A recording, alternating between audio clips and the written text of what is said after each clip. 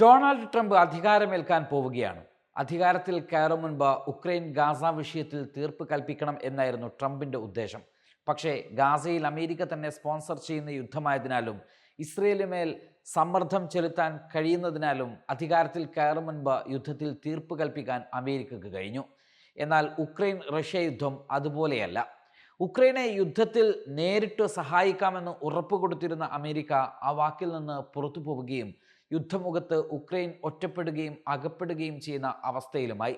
പല തവണകളിലായി ഉക്രൈന് സൈനിക സഹായങ്ങൾ നൽകിയെങ്കിലും തുറന്ന യുദ്ധത്തിന് അമേരിക്ക മുന്നോട്ട് വന്നിരുന്നില്ല. റഷ്യ എന്ന വൻ ശക്തി രാജ്യവുമായി യുദ്ധമുണ്ടായാൽ ഉണ്ടായേക്കാകുന്ന പ്രതിസന്ധിയുടെ ആഴം നന്നായിട്ടറിയാവുന്ന യുദ്ധവിദഗ്ധരുടെ വാക്കുകൾക്ക് ട്രംപ് ടീം വില കൽപ്പിച്ചിട്ടുണ്ട്.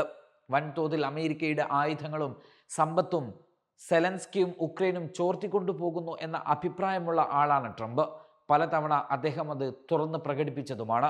ട്രംപിൻ്റെ പുതിയ കാലം ടെക്നോളജി വിപ്ലവത്തിൻ്റെ സാധ്യതകളാണ് അമേരിക്ക മുന്നോട്ട് വെക്കുന്നതെന്ന സന്ദേശം ട്രംപും ട്രംപിൻ്റെ അടുത്ത അനുയായി എലോൺ മസ്കും വ്യക്തമാക്കി കഴിഞ്ഞതാണ്.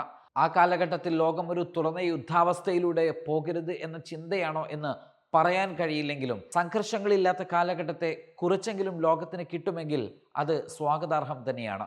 ഞായറാഴ്ച വാഷിംഗ്ടൺ DC-യിൽ സംസാരിച്ച ട്രംപ് പറഞ്ഞത് സ്ഥാനമൊഴിയുന്ന അമേരിക്കൻ പ്രസിഡന്റ് ജോ ബൈഡൻ അടുത്ത കാലത്തായി നടപ്പിലാക്കിയ ജനവിരുദ്ധമായ നയങ്ങളെല്ലാം പുനഃപരിശോധിക്കും എന്നാണ്.